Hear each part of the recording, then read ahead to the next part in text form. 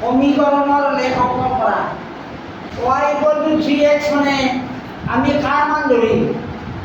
xৰ মান ধৰিম গতিকে আমাৰ বিন্দু কেইটা পালো 4টা বিন্দু পালো যিটো সমীকৰণৰ মূল বিন্দুৰ মাজেদি যায় গতিকে এই ৰেখা মূল বিন্দুৰ মাজেদি যাব চোৱা o y ড্যাশ বিকর রেখা দুডালে x o x ড্যাশ আর y o y ড্যাশ ঐক্য রেখা দুডালে মূল বিন্দু সেট কৰিছে মূল বিন্দু স্থানাঙ্ক কিমান জানানে 0 0 এতিয়া আমি সমীকৰণটোৰ পৰা পোৱা বিন্দু 4টা লেখ কাগজত বহুৱাই দিলোঁ চোৱা এইটো মূল বিন্দু 0 0 এই তিনি বিন্দুটো ক'ত হ'ব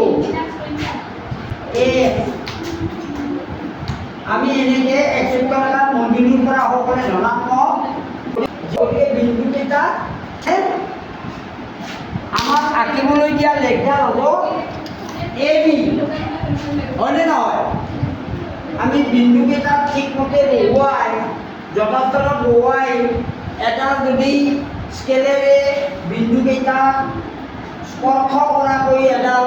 ৰেখা আঁকো তেনেহ'লে এই ৰেখাডালে হ'ব y equal to 3x সমীকৰণটোৰ লেখ হয়নে নহয়